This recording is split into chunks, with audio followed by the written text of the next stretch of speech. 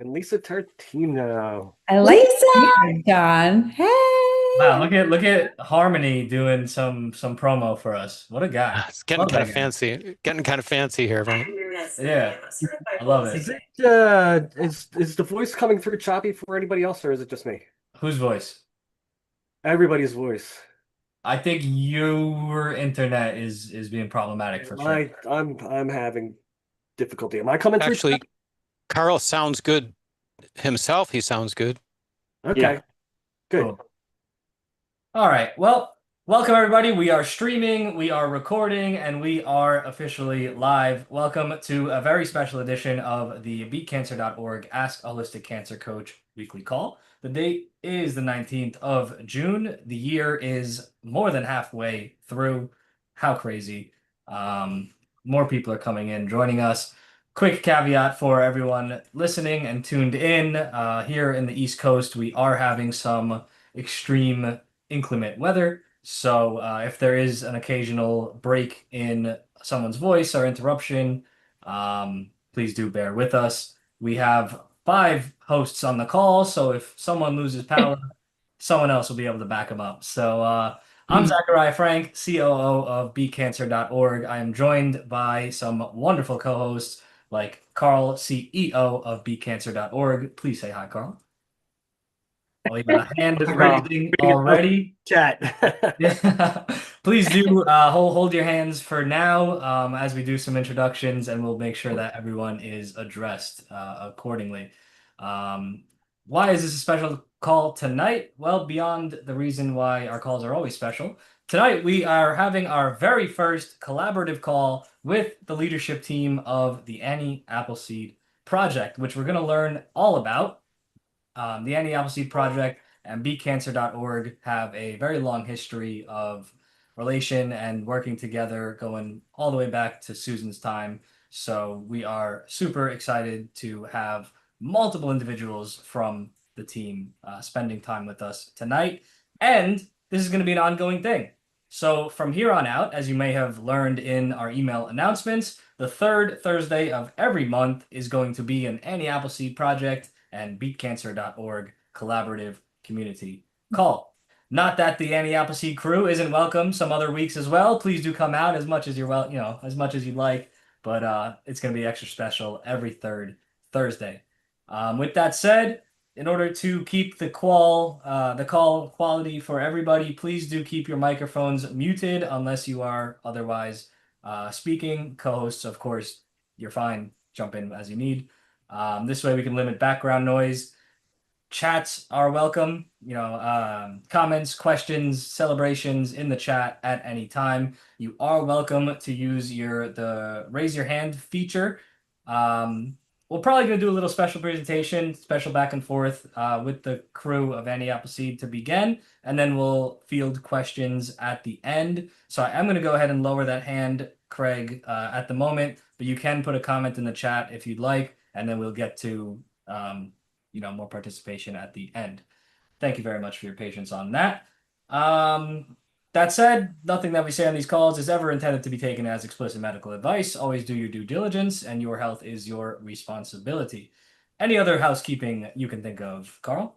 I think that it might be important to mention that Beat Cancer is a 48-year-old nonprofit, and we've never charged for service, although it does cost the center, and we do accept donations gladly. And Annie Appleseed is also a nonprofit, so you're on with people that care and do this for the love of it. Absolutely. Absolutely. So with that, it is my very, very happy pleasure to announce the crew of the Annie Appleseed Project. We have President Julia Chiappetta.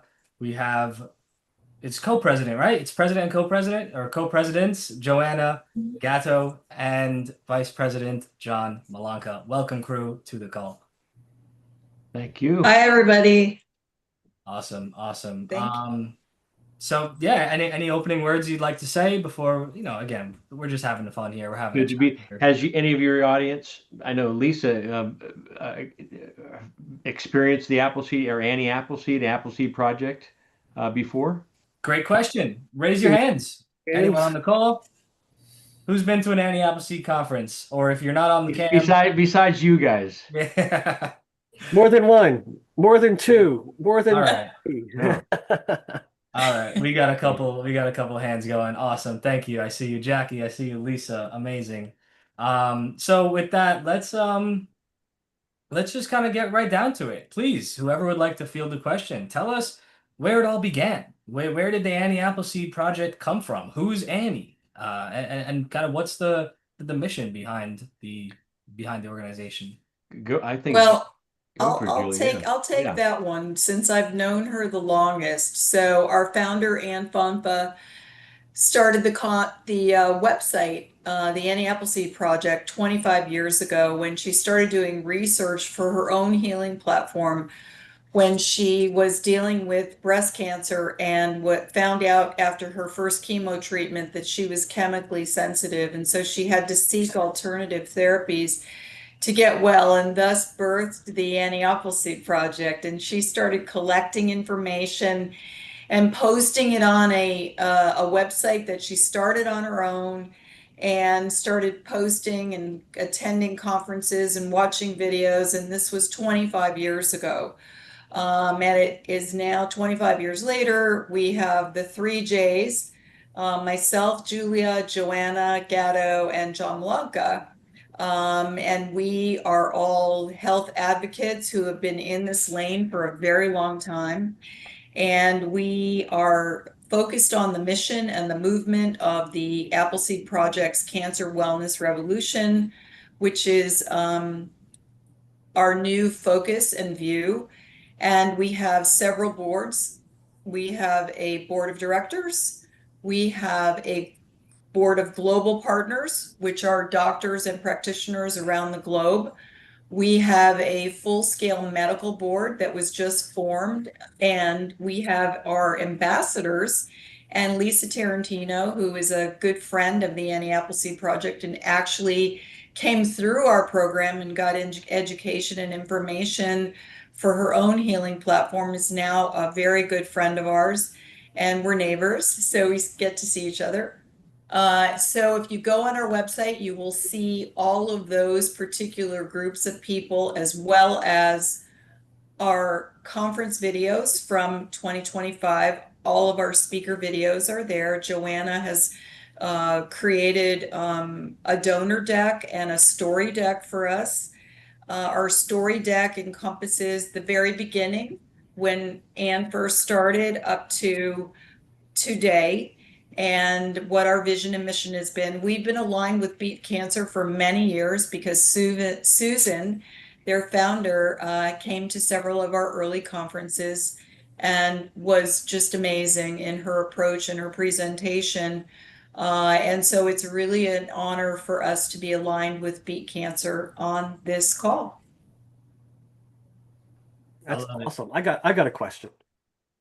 And maybe a lot of people don't know this, but John, why don't you talk to us a little bit about uh, uh,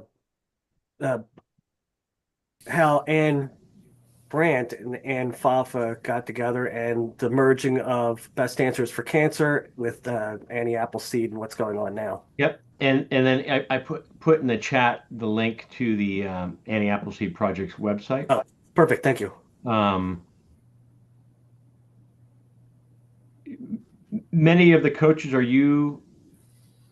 you gone through cancer yourself, or how or I was got involved 2008, 2009. Father-in-law uh, became ill with cancer. We started trying different modalities. He was given 2 weeks to live, and we extended his life 11 years. And so my wife Corinne and I got heavily involved from actually our doctor. They said, there's an organization called Best Answers for Cancer, and we went to a conference. Fell in love with Annie Brandt. I don't know if anybody had met Annie Brandt. They're um, both Annies, both in the cancer world, and who both successfully uh, treated and I say beat their cancer for 19 plus years with other modality besides chemoradiation. And so they both set up on a mission to get people together to help families, patients, doctors, and just educate. And when we went there to learn, we won I guess, exhibitor, which turned out to be exhibitor to presenters the following years, to sponsors, to educators, and then helping her with with putting on the conferences. And then Annie Brandt's cancer came back in 2020, and right before COVID, and prior to that, um, right before that, she said, my biggest fear is that all my life work of 25 years is just going to go into the black hole and forgotten about. And I said, no, we have some great people.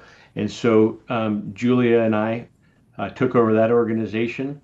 We were nominated, we're not doctors, and we were nominated by doctors to run that. And so we did that last conference with Annie, and she was in her bed, if you want to say, literally in her bed. And that was, she left this world with I don't want to say with a smile on her face, but just pumped and very grateful that she got to say, I wanted to make it to my last conference, and she did. And so she passed the baton to Julia and myself. And so we did the conference. Annie Brandt, excuse me, Ann Fonfa, who is also a dear friend of Annie Brandt, said, let's see if we can do something together, merge these two together. And so Ann Fonfa's last conference, we merged Annie Appleseed and Best Answer for Cancer together. Um, Best Answer for Cancer was for doctors presenting to other doctors. Annie Brandt was doctors presenting to other families and patients as well as doctors. So I think it was a nice fit to have those two organizations, whichever many people attended both, and so we just did a one-stop shop, and it's paid off as well. Um, just to keep these these ladies' dreams going. And I always say cancer doesn't discriminate. It affects us all one way or another. I lost my wife to pancreatic cancer. But we were involved with this when she was 100% healthy. And so why sometimes this is a journey that we all go on. I'm still trying to figure it out. And when I get to heaven, I'll ask God myself, hey, what was his purpose? Um, I miss my wife. I miss my loved ones that have been taken by cancer, and but I'm still here, being able to pay it forward, and honored to be here with Carl and Zach and my colleagues as well, and all of you as well. So, education. If we can save and help one family, and I would say if we didn't get paid, we don't get paid, but we do it out of the goodness of our heart because we love it. But not to give false hope, but give hope to families is really important. And the feedback that we get is like, we're already scared, nervous, have fear having those words, you have cancer. Um, but they said, what, this last 4 days was the most peace I've had in a long time, being with other patients, learning about modalities, and again, not giving false hope, but having hope. I think is and not giving up is why we're here. And we continue to be here and partnering with organizations like Carl's and Zach's. I mean, what an honor. We've been talking about this, I don't know, for 4 years, maybe even longer. And we finally said, here we are. So thank you for having us. Um, and any questions, I'm happy to answer. Awesome. Thank you very much. Well, let's let Joanna talk about how she got involved with the Annie Appleseed Project too, because I think it's really kind of an interesting story. So Joanna, if you don't mind sharing, I know it's a sad, but it's a really great story how you got involved with helping Anne in her last days.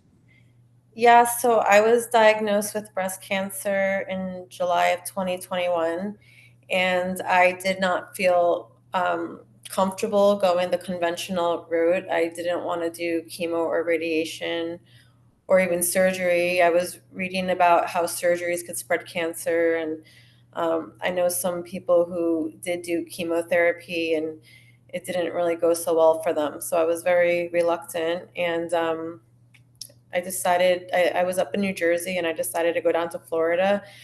and my brother came across the Annie Appleseed Project, and it just so happened Annie was based in Delray Beach and I was in Delray Beach, so it was like a universal coincidence.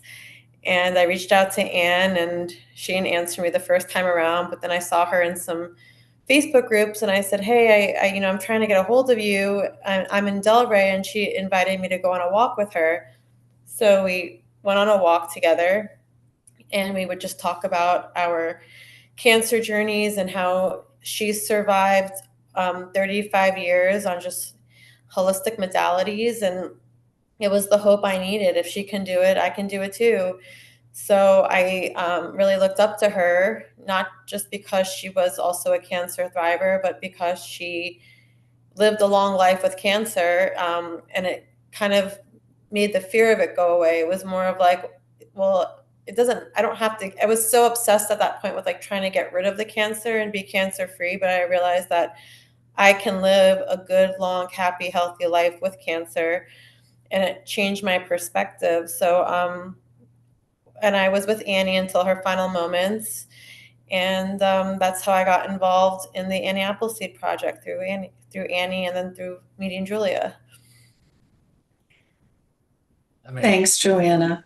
Thank you. Thank you so much. Absolutely. And so, Julia, you talked a bit about Annie's, no history, of course, but would you like to expand upon your personal, path into the organization and what it means to you? Sure. So 25 years ago, I was diagnosed with stage 2B infiltrating ductal carcinoma and lupus as I was about to run a triathlon. And it totally stopped everything in my path. And I was doing some research online and trying to get my brain around what I was dealing with, which was a lot. And I got a call from a very good friend of mine who I've known since seventh grade, David Wales, who owns American Biosciences. And David said, "Hey, you need to meet Anne Fonfa." So we met, and I started looking through all her research and then doing my own research with a guy that I was training with who was a scientist and a medical doctor. And so Anne and I became friends. And then David volunteered me to produce Anne's first annual conference. And so I have been producing her conferences since that first one 18 years ago. And we became partners and friends in this journey. And she and Annie Brandt used to travel the world with posters that they would be putting at all these conferences in Europe and Asia. And when nobody was talking about alternative or holistic or integrative medicine, and these two trailblazers went with their big posters and they put them up at these conferences. They had little, exhibit tables, and they got to sort of, speak their message, which was extremely bold of them at the time. And so Anne and Annie and I became really good friends. And I met John Malanka at a conference, Annie Appleseed conference, and Joanna 2 years ago. But I opted for a completely natural protocol.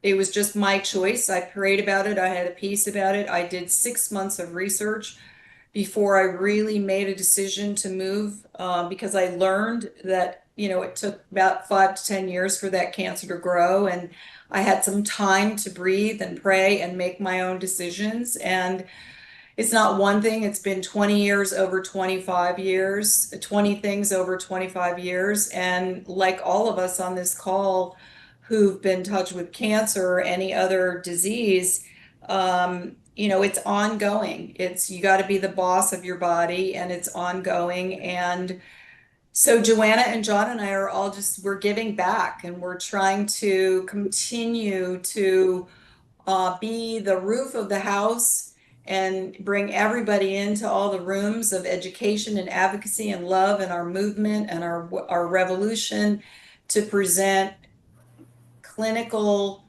science-based, evidence-based presentations by our speakers, and then afford some of our practitioners roundtable opportunities to speak.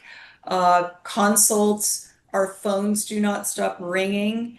And we refer a lot of our callers to Beat Cancer and others in our lane.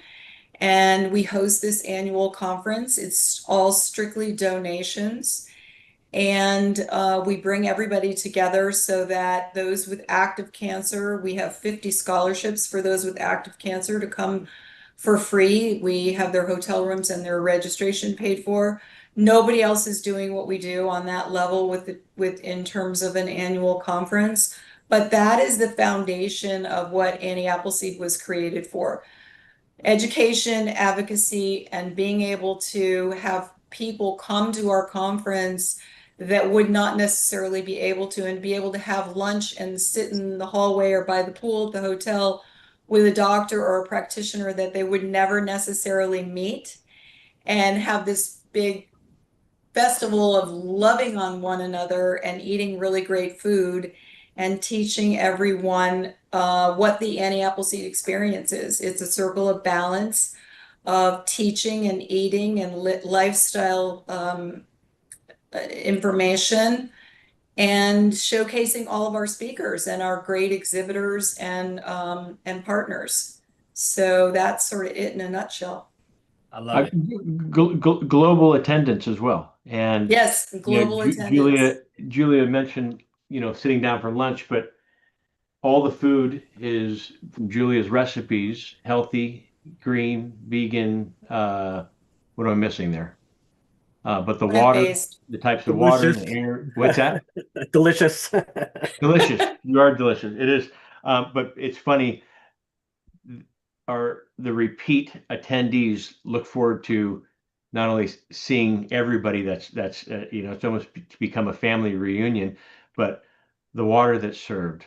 If you can talk about that, Julia, the air purifiers, if you can talk about that, and then about the food that's being served as well daily, and that's all included. And as Julia said, it's really one of a kind that you're able to come there and have that type of gathering, but also meet one-on-one with these doctors, which you normally wouldn't be able to, approach. Normally, a doctor gets in, presents, and out the back door, I don't want to be bothered. And these doctors are coming on their own dime from not only here in the U.S. but overseas, and they give back. And a lot of the one-on-one consultations that they do, they give a percentage right back to the Annie Appleseed Project, the Appleseed Project, just to say thank you.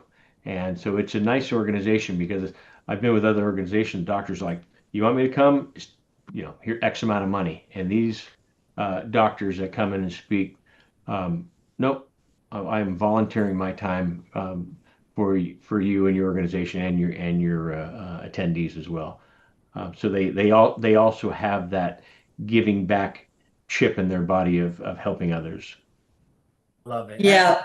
Such a good point, John, because there's so many of them that come, and they're actually, I see them on the last day and they're just exhausted, but they just continue to keep talking and taking going out to dinner with everyone. And for me, I mean, I'm Italian, so I like to have lots of great food and conversations over the food, and a lot of fun. And so it's plant-based, but our food, but it's really good. And we have wheelbarrows coming in from a farm, Gratitude Garden Farms in Okeechobee, Florida. Joseph Shamus is the owner. He and his wife run an amazing farm, and he's the mushroom guy. And he was on our patient panel like 8 years ago. He was a very young guy. He had a very aggressive cancer, and he started this farm and he teaches. And so we get wheelbarrows of like produce coming into the hotel. Think about it, a hotel with a wheelbarrow and all this produce filled with dirt, and it's going from the lobby of the hotel into the kitchen, into the big bins where our alkaline ionized water units are hooked up to the faucets, and they're like washing and rinsing all this produce for a couple of hours. And then they're creating these amazing meals. And so we want everybody to come and be in an environment where this would be their own home. So they would have air and surface disinfection in their home. They would have alkaline, water to drink for, pH balance to reduce acidosis. So they would have healthy food options so they can learn, like Lisa teaches, how to cook, how to eat, how to, in what do you need to be putting into your body.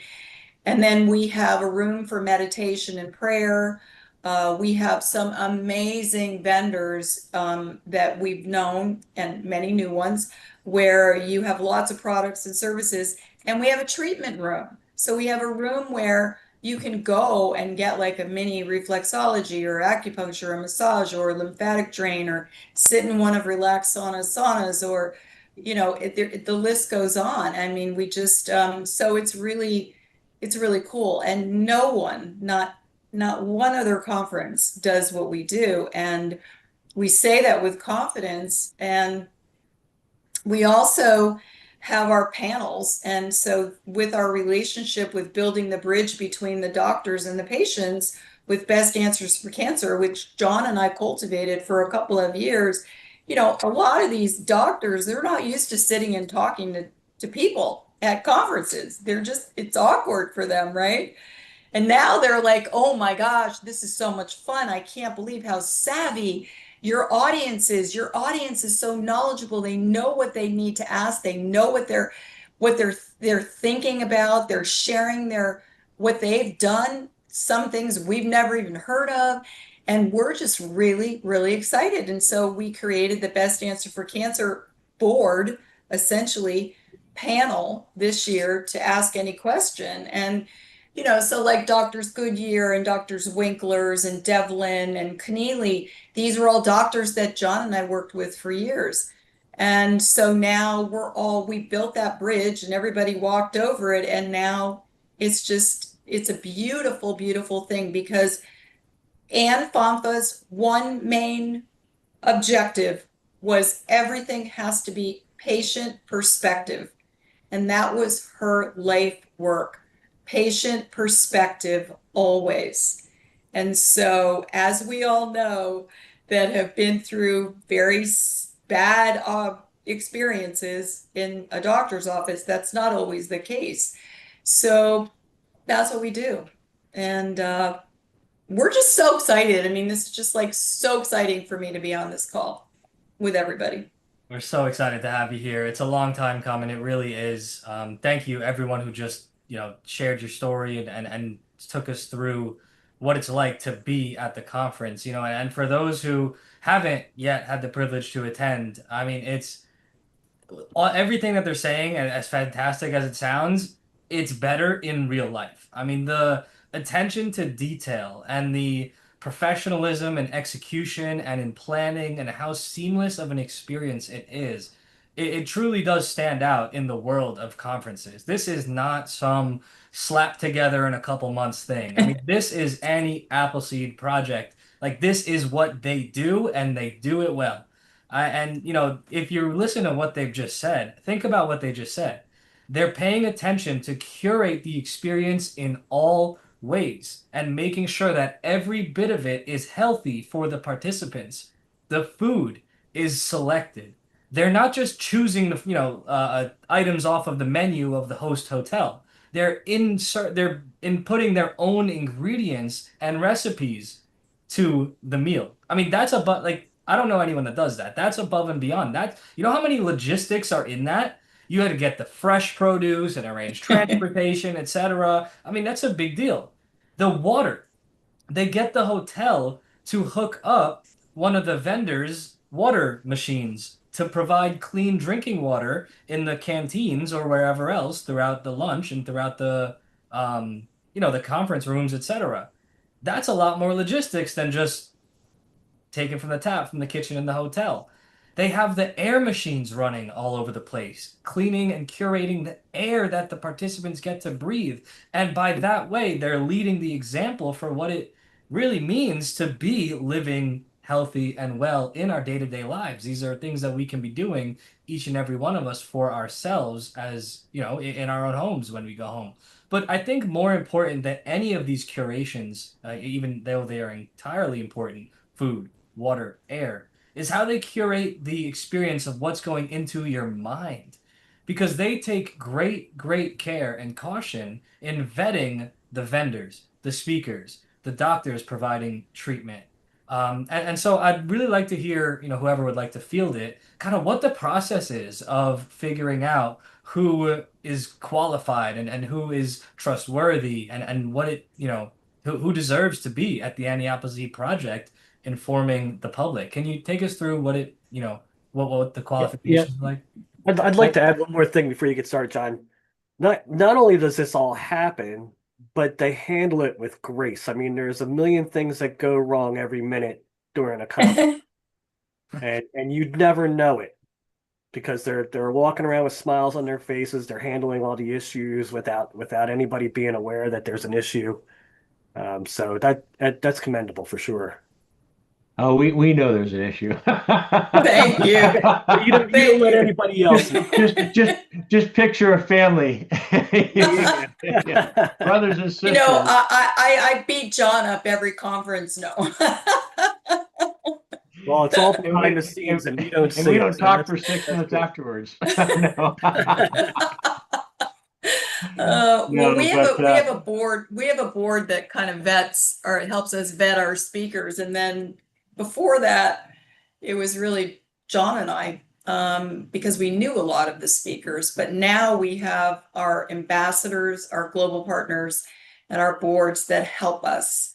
And like John knows a ton of doctors because I don't know if any of you know, but John was the host of the Sacred Plant docuseries for years and interviewed a lot of doctors in that series and then after. So, and then I met a lot of doctors. Up there it is. There it is, right there. And so we've been around the block. So, John knows a ton of doctors and practitioners. And so we just and start calling patients, them all. yeah, yeah, and there's no shortage of speakers and exhibitors that reach out to Joanna, Julian, and myself. Um, we do handpick because one thing I always share with, even when Corinne was ill and being in the industry, we were bombarded with a million different companies and people and buy this, and they get upset with me. And it's like, so I talk to families all the time and they said, my loved one's not listening to me. And I said, it's not your journey, it's theirs. They're already going through enough. And to have everything coming at you, try this, try this, try this, try this. It's like, I don't know if anybody's a golfer. You have all these, put the hat on here. I mean, Julia's dad was a professional golfer. All these little knickknacks. Buy this to keep you straight, keep your elbows, keep your head on. So when going through something as severe as cancer, there's almost so much bandwidth you can take besides before it just too much. And so I always share with families, let them do the journey. They're already going through enough. And so handpicking the speakers, but also the exhibitors is very important because we put ourselves in the attendee's shoes of, okay, I want to make sure it's legit, not someone's going to take advantage of someone going through like this. And so we do take pride in the individuals that we handpick for that. We've done a lot of talking. Are there any questions that any of you would like to ask us that we may be missing? I'd like to ask you one more thing, John. Yeah. Well, uh, aside from having the Trace Jays, the superstar team, and all the doctors and panels, you also brought another thing to the table with the United Patients Group. You want to talk about that just a tiny bit and how it integrates into Yeah. the thing? So my journey, as I mentioned at the beginning, was I always look at life as my uncle Steve, I was talking to him today, and he said, you can write a book. And I said, we can always everyone can write a book on what we've done and how I got here. 2010, my father-in-law was diagnosed with stage 4 lung cancer, metastasized to his brain, given 2 weeks to live. We were in California. He wasn't eating. We did panic education mode, as we've all done probably before, of I mean, I read studies of canned asparagus, not Whole Foods, not farmers market, canned asparagus. You like asparagus? Yeah, why? You're gonna eat it. Another one I saw was strawberries. You like strawberries? Yeah, you're gonna eat it. But he wasn't eating. He hadn't eaten for 3.5 weeks. He was an educated man, Stanford graduate, doctor, and he was just wasting away. And Corinne and I came across a study that showed 40% of cancer patients passing of malnutrition before cancer attack. Julia, stop it. You already know my emotions are always on my sleeve. But anyway, I said we had No crying, John. he was. I'm holding him back. He was. Um, so I said I'd like to go to your next oncologist appointment, and I was just a stupid boyfriend then. So I 24/7 oxygen, put him in a wheelchair, reeled him in, and we were there in a room probably the size of my office here. And I said, "How much time do we have?" And the oncologist was just blown away and to ask. And he says, "In my family." And she said, "Probably 2 weeks." And through tears, more me than them, because Corinne's grandparents passed at 98 and 97, and they were together since age 16. So if that's not what life is about, and should be about, he said, "I'm not in any morphine." And I, being the stupid boyfriend, I said, "I don't mean to offend anybody here. We're in California, 2010, not 2025, but 2010. What about medical cannabis for appetite munchies?" And cannabis wasn't my life. It wasn't college, but I'm 57 now. And so I hadn't even touched it or seen it for 20 plus years. And so I said, "What do we do?" And she said, "You can try anything you want." So we went panic education mode. I said, Dean Corinne, the caregiver, who I called Mary Poppins, didn't drink, didn't smoke, worked out, did everything you're supposed to. And I said, "It's easier for you to be the caregiver with the last name than a different last name." Making a long story short, we ended up getting a coconut oil capsule infused with raw and heated cannabis. Knew nothing about it, night and day from what it was then to today. Gave it to him, and within actually the first piece of chocolate I gave him knocked him on his butt. And I'm thinking I was more embarrassed being the boyfriend, going, "God dang it, what did I do?" And it was too much. I said, "Please trust me." So we went back and found a coconut oil capsule, which we knew we could freeze it and cut it into little slivers and make our own, because there was no regulations then. There was no directions. It would be one dose and it was enough to feed the San Francisco 49ers. It's like, no. So that's we froze it, cut into slivers, gave him about 3 milligrams, and within 24 hours, he had an appetite. And he hadn't eaten for, like I said, for weeks. We said, great. And every night we'd call, "Good night." And in the morning, did he make it through the night? That's how far gone he was. And day 2, day 3, started eating, energy coming back, complexion coming back. And day 5, he said something's working. Day 8, he's shuffling around the house without oxygen. Make a long story short, still incorporating that 3 milligrams. And at 6 months, hospice fired him as a patient because now he's up, he's traveling, he's driving, he's traveling outside the US as well. And we started doing all these studies on this, and I said, "I'll be darned. It's been used, cannabis has been used in treating cancer for years." So THC has been proven to kill cancer cells while CBD stops the spread. So we started doing all this research, and we incorporated an oil that had 4 parts THC, 1 part CBD into it, still minute amount. And at the 9 month mark, we were in bed a Saturday night. My mother-in-law called and said, "Check your email." We jumped out of bed and checked it, and it was from Kaiser. No evidence of recurrent disease. And through talking about tears of joy, we're like, "I'll be darned." And Corinne and I said, "God, there has to be a million other families out there like us that cannabis is not their lifestyle." And we started a company called United Patients Group for this, to have information all on different ailments, including cancer, and the benefits of this plant. And we wanted to bring the stigma down. The stigma was here, and it started slowly going here. I mean, my biggest fear, how do I tell, my dad passed a year prior, and I'm like, how do I tell my mom? I'm like, how do I tell my mom I'm in the cannabis world? And I shared that with her when we launched it, and she just said,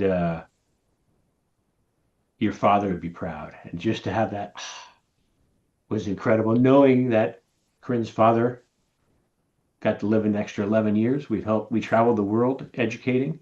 We're not Mormon. The Mormons brought us in twice. We did conferences just like Annie Appleseed and Best Answer for Cancer, CME accredited conferences. Our U.S. government brought us in, um, and we're just going through life. Did the Sacred Plant docuseries? I don't know if everybody saw that. That reached over 2 million. Oh, excuse me, almost 2 million people. And first season, June 29th, in 10 days. Um, that year, Corinne wasn't being herself. Her stomach hurt, her back hurt. We went, did 3 blood tests. They all came back negative. Our doctor said, "Come on, you guys are our star patients. Maybe you're just overworked," which we were. And it wasn't, 3 blood tests came back all negative. And finally, June 27th, we went and had an ultrasound. June 29th, we're at the office planning my 50th birthday, our anniversary. And it was our doctor that called, "Oh my gosh, you guys have pancreatic cancer." It's like, what does that mean?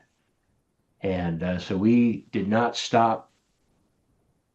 And 4 months later, she passed. We, like Joanna, we opted not to do chemoradiation. I never tell anybody not just to not do that, but for us, we decided not to do that. We did cannabis. We did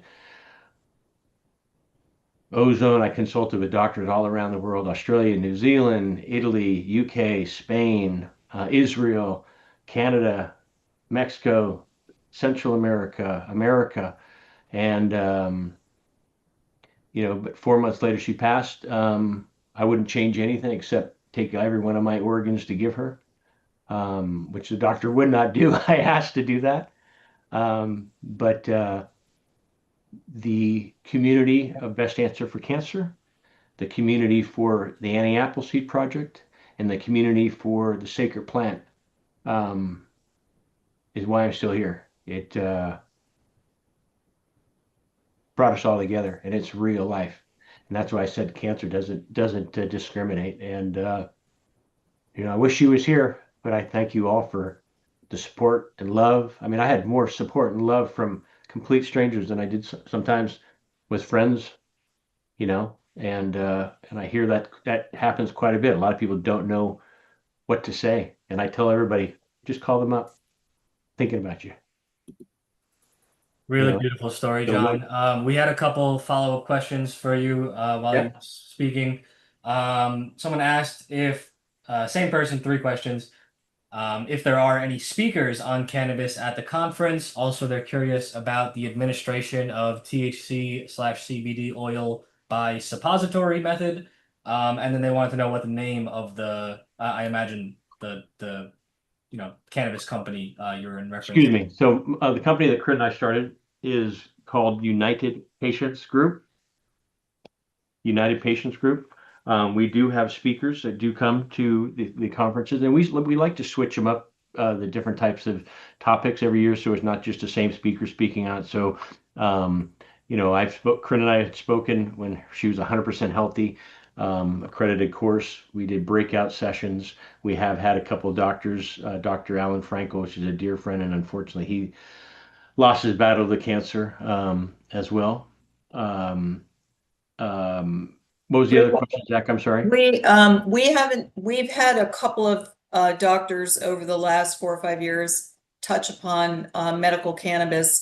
We haven't had one for about 3 or 4 years now. Some of our doctors do incorporate it into their talks. We are not sure about our lineup for 2026, and I don't really want to give away too much. But I did talk to John about maybe doing a panel at some point or a workshop. So that could be in the future as well. And I think those were the questions. But at the same time, if any of you have any questions about that, you can reach out to myself, Joanna, Julia, of the knowledge that we have gained over the years and the contacts that we have gained over the years as well. So don't ever feel you're bothering us, because that's what we pride ourselves on. I share that with families all the time. They said, you're the only one who's never asked us for money. I'm like, just giving it back, paying it back. And you asked one other question, Zach, and sorry. Yeah, it was perhaps something suited for follow-up, but they asked about the administration of THC or CBD oil Oh, Yeah, yes, yeah. I'm personally a fan of it, and it's funny you say that because I remember Corinne and I did an article. Is the posterior superior with rectal? Because I've worked with a lot of patients who have had success. I've worked with a lot of doctors who've had success, and that brought a big storm of controversy for that article because we had a lot of doctors saying it works, other doctors said it doesn't work, and I would never want to take any, hope. I don't want to take. I don't. We pride ourselves on not giving false hope, but hope. And uh, I've seen patients have had success with it, and a lot of doctors that I've worked with as well saying, you know, if they're not getting high, you put an aspirin rectally for a child in the 60s. A lot of the from San Francisco, so I'll say hippies. You put LSD rectally, and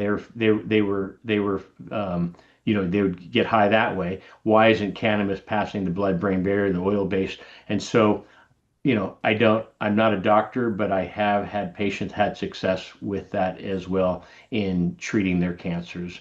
Um, And, John will be happy to talk to you individually. I'm not sure who asked that question, but that's probably something that needs more exploration to answer just so generally. Yeah, absolutely. It was a friend over on Facebook. Quick question in the chat here. Friend on Facebook. Yeah, well, we're live streaming to oh, I didn't Facebook, know that. YouTube, Rumble, X.com, and probably a couple other places too. Cool. So yeah, I feel if when you see me looking around, like a crazy person all over the place, I have Facebook over here, I have YouTube over here, I have, Twitter over there, so I'm making sure I field the comments from all the different places we're live. Um, awesome. Quick question in the chat. Is there recordings from the conference? I see someone has already answered. Yes, they are up on the Annie Appleseed site. Fantastic. For free. That is amazing. A lot of people charge a lot of money for recordings. Yeah, absolutely. Yeah, that's awesome. This is another question from the same individual. Any thoughts incorporating the carrier DMSO, fantastic substance, with the oil for greater absorption? Is this talking about rectally still? We might need more I don't know. clarity. It's funny. I have used DMSO in pain on so it's funny. I'll put it on. I injured myself last year when I was running, and I put on my hamstrings, and I would mix it in with body lotion, and it would burn. I mean, it was like heating up, and I was like, what am I putting on my body? But there's studies showing that you can administer it orally as well. I haven't done that. There are studies showing using that with cancer. I would not be the person to answer that one correctly. Yeah. So what we do with questions like that is when you go to our website, we have an intake form. So you can submit a question, and what we do is we field it out to our ambassadors, our practitioners, our doctors, et cetera, that are certified and qualified to answer those questions. So we're steering the ship here, and we all have our own personal experience. But when it comes to something like a protocol or a diagnosis, we would rather get a professional involved to answer that question, like Beat Cancer does with their doctors. It's Yep. funny, Lisa. A lot of these are from our doctor panel that I was hosting, and Lisa was fielding questions for the audience. I still have them because people had questions. I think people really love that patient panel because excuse me, a doctor's panel because it's just write your questions down and we'll answer them up here. And so, And then our doctors will answer it off of our intake Mhm. form as well. So we field those questions back to our doctors that are on our board, like John's holding the notes and they were answering from the stage. So that's what we do. We're answering phone calls and emails all day long, Joanna and I. Yeah. So, and It's that's why we're here. it's a But really, really good setup. Oh, go ahead. Oh, did you have more, Julia? I didn't want to interrupt you. No, I'm just going to say that we're very careful about fielding them to the doctors that we think would be a great match for the question or the person that's, coming to us. And I've sent so many people to Lisa for diet and nutrition and spiritual support. Awesome. So at this point in time, we can have people start lining up for questions. If anyone has any from the group, you can raise your hand. You can put them in the chat. I have a couple questions I can still ask too. So if people just want to keep listening, that is fine. So while anyone thinks if they have a question, I'll ask my next one. What do you guys think are some of the biggest misconceptions about the conference and what you do, and or you can even intertwine that with, what do you say to the fence sitters, those that are thinking about going but they're not sure, they're hesitant. Like, what do you say to people that haven't really taken the leap and committed to, the things that, such that Andy Appleseed talks about and stuff? Kind of a mix of questions there, but Yeah. whatever that inspires for you. Well, we usually tell everyone that when they come to our conference, first of all, they're protected by the space that they're walking into, the food that they're eating, the water they're drinking, and that they're going to find hope and healing. But you leave with an arsenal of information and lifelong friendships and relationships that will sustain you during your journey. And we often follow up with those that call us. Like, I'm following up with people that called last year to see how they're doing, or last month, or 6 months. So when you come to us, it's like joining a family. And so we want you to make the best first decisions, or the best decisions wherever you are in your healing platform. Julia, may I make a comment? Yes. So I attended the first Annie Appleseed conference when I was at a crossroads in my treatment. I had gone through conventional treatment. My immune system was really, really trashed. And the doctor said, like, we just can't help you anymore. Any more treatment, you wouldn't survive. A month later, I attended my first Annie Appleseed conference, and it brought my hope back. It changed my life significantly and got me on a path to healing. So I'm very grateful to be part of it, but I'm so grateful to that very first conference. And I tell everybody that I meet that is dealing with a cancer diagnosis, you really can't afford to miss this conference. It will change your life. It really will. It's the most incredible experience. When I'm planning to go, I tell people I'm going on vacation. They're like, aren't you going to cancer conference? I'm like, no, I don't think you understand. This is like a vacation with all my friends with great food. And it's just, I can't say enough great things about it. And that's why Joanna and John and I mean, we're steering the boat, but what makes our conference amazing are all of our practitioners, our exhibitors, our partners like Beat Cancer and others, the speakers that come. What makes it beautiful is that everybody shares their expertise and their knowledge. And we just we're the facilitators, and we just bring a lot of love. Awesome. Someone's asking, when is the next conference? They're excited. Well, it is going to be at the end of February. We haven't opened up registration yet, but it will be the last week in February 2026. We need to clear a few things with our board before we have permission to actually announce the dates, but I think I gave you a big clue. And it's in Florida, West Palm Beach, Florida. It's the same location every year. Yep, and I might want to interject with the whole purpose of these calls on the third Thursday of a month from now on is that our audience has Annie's conference presence of mind, uh, you know, throughout the whole year instead of right before the event. Uh, so hopefully we can bring a lot of people to the event. We would love to see that. But we're not actually promoting the event today, even though we're talking a lot about it. It's not like it's next week or something like that. It's in February. You can even use promo code BeatCancer. Go for it. Okay, Buy your tickets So- now before it's too late. That's what I would tell the listeners. Yeah. So we have a lot of people on the call here who has something that they'd like to learn more about from Yeah, we from the have crew people here. from Healing Strong here and Radical Remission, and Oh, we got lots nice. of organizations here. Yeah. Our family. It's Yeah. so great to see everybody on this call. I see so many familiar faces.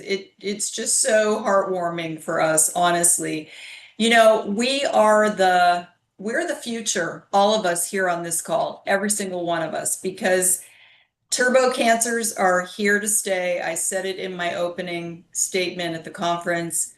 Cancers, the top 7 cancer categories are up 300 to 900%. The age of onset is down to like 13 from like 40 in, colorectal and a lot of the blood cancers. We have a lot of work to do, all of us together. We need each other. We need to share our expertise and our experience and our healing stories. We need to bring hope and healing to many, and it's we're going to be busier than ever in the next few years, all of us together. So we need you guys. We need you to join us. That's a really, really good segue into my closing question for you, Julia, John, or Joanna. In that, is there one story of healing that really kind of jumps out and comes to mind that you'd like to share of someone that found healing through, through the conference or, the conference associated information? Oh my gosh, there's There's so so many many. stories, and But I mean, like I can tell you that Chris Wark and Ryan Sternagel were both on our patient panels, came to our conferences and got support from us and love from us when they were first starting out. We launched a lot of doctors on at our early conferences as well, but there are a couple that come to mind for me, and one is a gal named Marissa Harris, who is from New York City, who is a coach right now, and she came to us with stage 4 pancreatic cancer, and is now I think about 15 years later now is a coach and helps people with pancreatic cancer.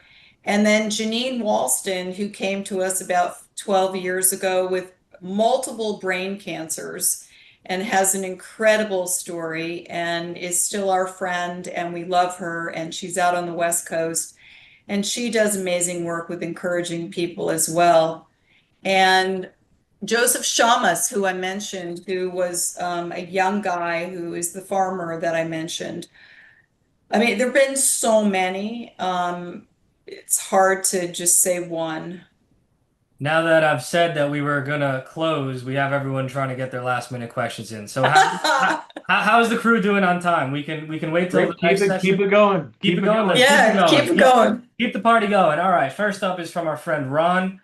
Ron is on the call, so if you are comfortable and would like to unmute, you're welcome to grab the mic now. Otherwise, I will read the question out that you put in the chat. So I'll give you a couple seconds here if you would like to unmute Mr. Ron.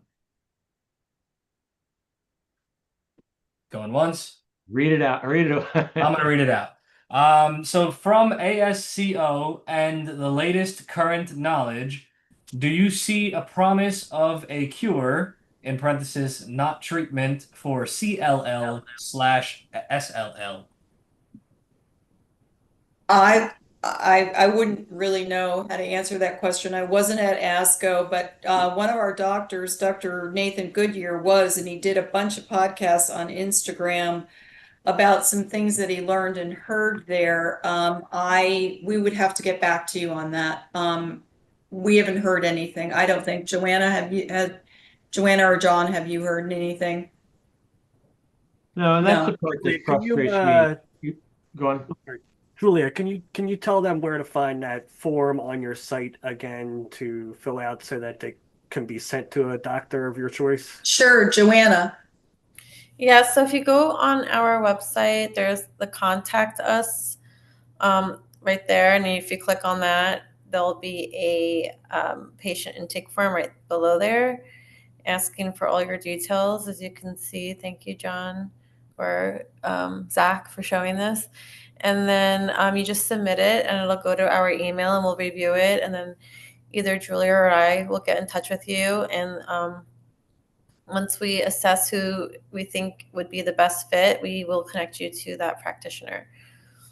Awesome. And sometimes that's Beat Cancer. Yeah. Very, very Yeah, and good. if there's anybody, any of the listeners that are here on this call and out in social media land that have uh, doctors or companies that you would like to recommend, please that you've had that you'd like to recommend, please pass them by us as well. Awesome. We got Yes, another please. We got another question in the chat on the Zoom, and then some from Facebook. So Jackie Marks, Holistic Cancer Coach, certified with the BeatCancer.Org program. You are also on the call. If you would like to unmute and grab the mic, ask your question that way, please do go ahead. Otherwise, I will read the question. Sure. Hello. Amy. Yeah, I would love to know, how do you monitor cancer without subjecting yourself to the radiation that's in all the scans? Well, we had some doctors actually talk about that at our conference this year. We had Dr. Jen Simmons talk about it from the breast perspective. And then we had Dr. Winkler talk about it as well, and Dr. Goodyear with some of the newer technologies. So I encourage you to go to our website and listen to their talks. And if you have a specific question about a specific cancer, a scan for a particular body part, let us know and we'll connect you. There's also a really great doctor in New York that I've been going to for many years, who does a lot of protocols without radiation for scanning. And his name is Dr. Robert Bard, and he's in New York City, and his website is BeatCancer.Org. And also, I'm not sure what kind of cancer that you have, but in Dr. V's book, she talks about how taking high dose melatonin can protect you from radiation as well. So when I do my scans, I make sure to take some high dose melatonin just to have that extra layer of protection. So that's been something that I personally use. But I think also doing like thermography or some other kind of radiation free would be maybe something you might be interested in as well. Yeah, and there's dense breast technology now that does not use radiation as well. Awesome. Does Or our like friend ultrasound too. And Jackie, I put in the chat, I put the link for the videos if you want to see Dr. Jen Simmons or Dr. Winkler or Dr. Goodyear's presentation. Okay. But does our it's friend like, oh, go ahead. I was just going to say, it's not just like, is it in my breast? It's like my whole body. Like, you know what I'm saying? Like, is there a recurrence? Is there not? Has it?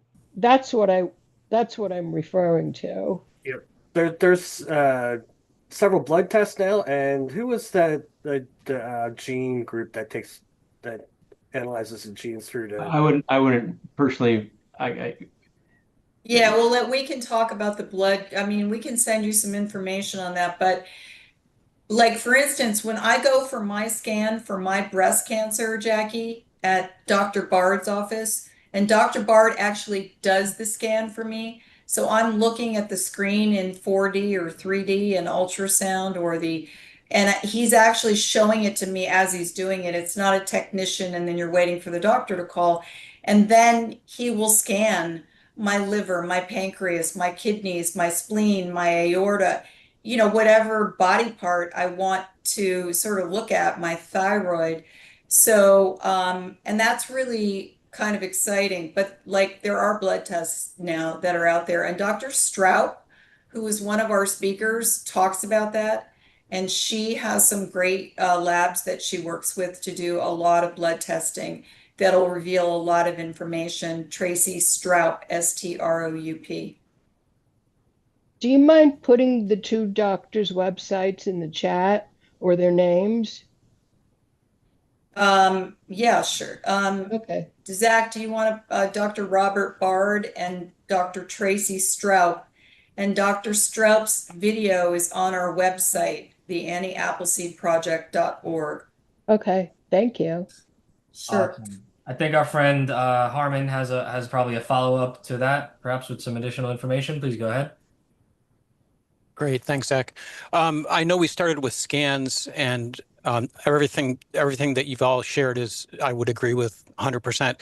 But as far as keywords, Jackie, as you go forward, you want to look for liquid biopsy. You can learn a lot about alternative ways of detecting cancer in the body by this new technology called liquid biopsy. And it's a very vast topic, but it'll at least give you some additional keywords to search for. Thank you. Yeah, thank you. Awesome. Thank you very much, Mr. Harmon. We have some questions over on Facebook. Shout out to our friend Jaddy watching from the Philippines. Always amazing to hear the international reach that we are having. What a beautiful day and age we live in that we can reach individuals all over the world at the same time instead of someone having to fly out to a conference, specifically to hear anything at all. So that's amazing.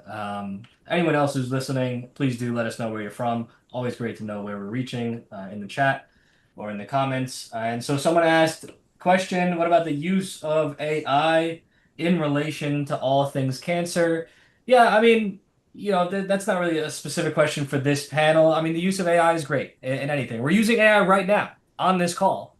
AI is taking notes on what we're talking about, that helps us plan future calls, etc. So, in 2025 and moving forward, any person that's not using AI in some way, shape, or form is going to fall behind, and is missing out and leaving a lot of cards on the table in terms of efficiency. And where you're leaving cards on the table in terms of efficiency, you're also missing out on impact. So, in terms of specific AI technologies in regards to cancer, yeah, there's plenty, whether it's saving doctors time in their client management and data management, or AI reading different scans. I'm sure all these things are out there and more. But yeah, it's of course not something to over rely on, whether it's in regards to cancer or anything. But it's certainly a wonderful tool to be leveraged, and it's being leveraged in the industry in several different ways. Here at BeatCancer, we know we're using it. If anyone else on the panel has any specific thoughts on that they'd like to share, or we can move on. I'd like to add to that. I think it's important to mention that, especially in these large language models, AI like ChatGPT or whatever, you, you're only going to get answers out of it that are fed into it. So you still have to do your homework, I think. Yes, great point. Don't just go to ChatGPT for your medical questions. There is implicit bias programmed into it by the developers, and whatever their beliefs are. So it's not an end all be all just because ChatGPT said it doesn't mean it's correct. Do your own due diligence, please, in all things. Great addition, Carl. Thank you. Someone asked, are y'all talking about how many young people are getting cancer in their appendix? So someone was mentioning earlier how, of course, the rates are rising astronomically in various forms of cancer, and the ages, the average age of a patient is going down and down and down. Of course, none of these things are random. None of these things are a coincidence. All effects have causes, and there are certainly no shortage of causes of cancer in the modern day, in terms of, toxins, of all the things that we try to alleviate, such as the food, the water, the air, like we talked about earlier, as well as, of course, so much emotional distraughtness and emotional toxins that we're not really taught to deal with unless you take the time and are around people that teach you and help you do so. If anyone on the panel has something specific to say about the increase in youngins getting appendix cancer, open Well, it. I don't think we haven't had a call yet, and we haven't really explored cancers in children because children are not really invited to our conferences. We have had several caregivers give us a call about their children, and we've put them in touch. But specific to appendix, I haven't heard, but we have lots of data on colorectal and all the blood cancers as it relates to children with cancer rates on the rise in those younger children between the ages of 13 and 21. Thank you. We have a question says aggressive breast cancer HER2 stage 3C. Is it okay to combine fasting 18 hours with veggie sorry, I'm trying to interpret this.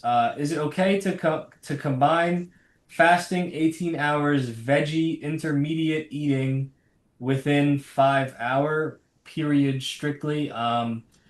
Difficult question, TK. Please, if you can word it a little more clearly, we can answer a little more easily.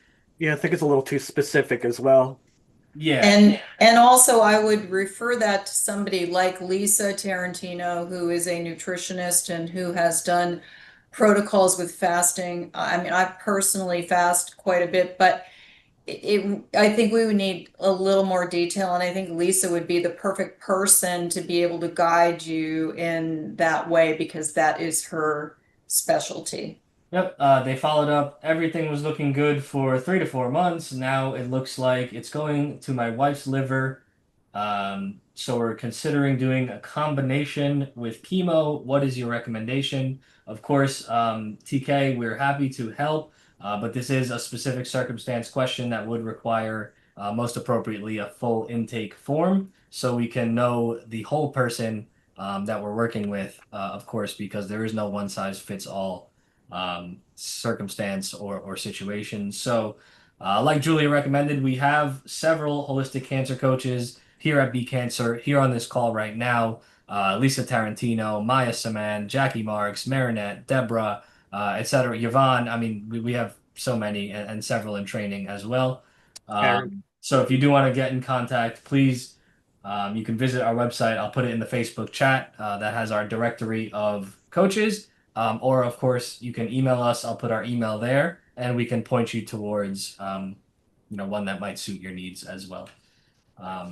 Thank you. Carl, did you have something to say? Nope, I was just adding another name. I believe Karen's also a coach. Ah, yes, thank you very much. No offense intended. There's so many people. Yeah, there's just a bunch. Yeah.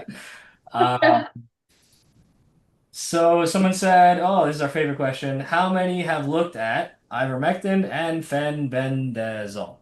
I think we've all looked at it.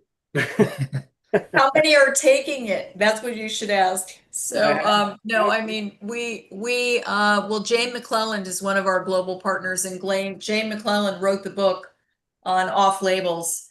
She wrote the book, How to Starve Cancer. She's one of our partner friends, a very good friend of all of us.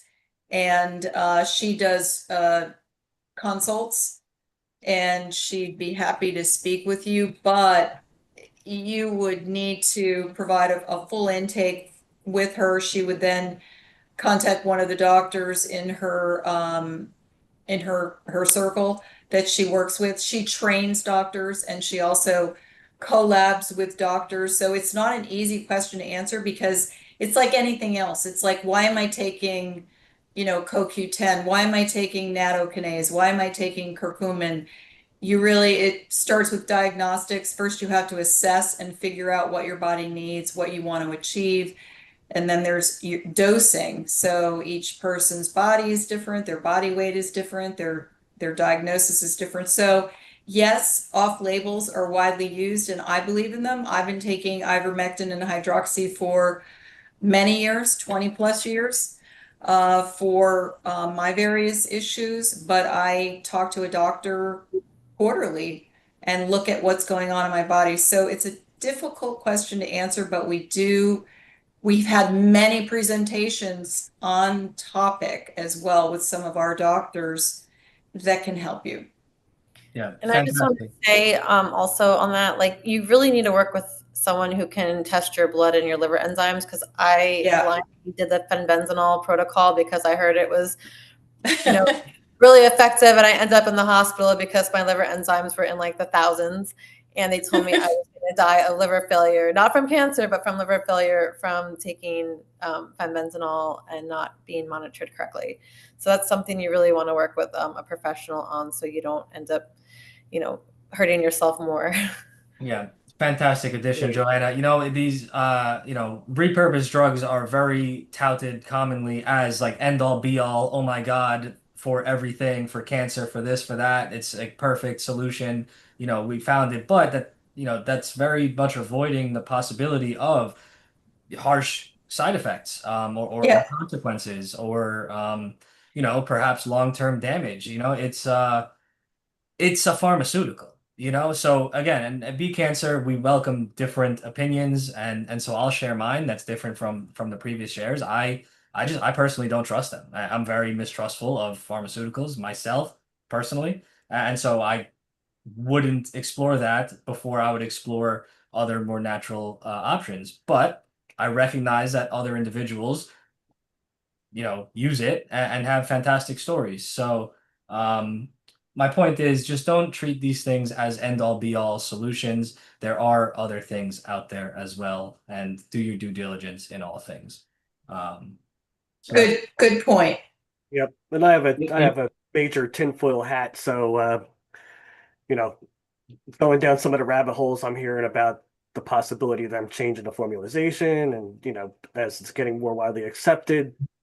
So yeah. If this you want to might go be that route, we'll go that route. I mean, honestly, I think it's a trap. I think, it's a pharmaceutical that has built up an audience amongst the quote alternative health communities, right? So it could be something it's like a controlled opposition, right? You people are leaving mainstream pathways and avenues, so you set up an quote alternative that they go to, but it's still leading them to the same place, right?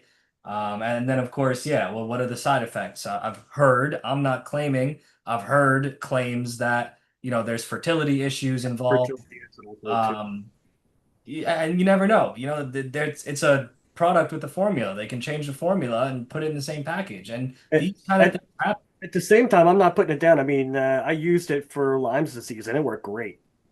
But Yeah. that Yeah, and was I've used it for lupus for 20 years, hydroxychloroquine. I mean, it's such a benign drug. I mean, anybody who went to Africa from the late 1800s on up has been taking hydroxychloroquine for, malaria prevention. So, it used to be like 50 cents a tablet, and now it's like, $5 a tablet. But some of yeah, you just have to be really careful, and I think you need to look at everything, all sides of it, etc. Ivermectin has helped me to get rid of parasites that I had that I was holding on to. I have a propensity to hold on to parasites, so it's helped me. But again, you can't just take something without knowing why you're taking it. It's just like a supplement, like, why am I taking this supplement? Do I really need it? So you have to be careful. And you're right. Everybody on Instagram is talking about buying packages of off labels, off label pretty much, right? So off label, and you don't know what you're getting. So you have to be really careful. That's why I always go back to Jay McClelland, who is the one that wrote the book, knows where to get the good products, and she's an expert. Yeah. And her book is great, How to Starve Cancer. Absolutely. That's a whole other point. You might not even getting what you're said to be getting. So there's a conference question about the scholarships. Are those scholarships open to individuals that are outside the United States? Joanna, you want to? Yeah, our scholarships are open to anyone outside the United States. It doesn't cover airfare, so as long as you're able to come in. But what we have is a scholarship application form when we do open registration, and we review anyone who applies. Obviously, people who are in dire need with stage 4 or really need it, they are a priority, and we review everyone's form. So we will let you know if your scholarship is approved based on what you write to us, and then you're welcome to join us at our conference. And we kind of have to decide based on what you write to us, if you're just coming for the conference or if you're getting a hotel. That stuff gets figured out after the fact, but we do not cover the airfare. So as long as you're able to provide your own travel arrangements to us, then we're able to help out with that. Sorry, that's my dog. I was like, wait a minute, that sounds familiar. Where's my dog? And Joanna talks to all the scholarship.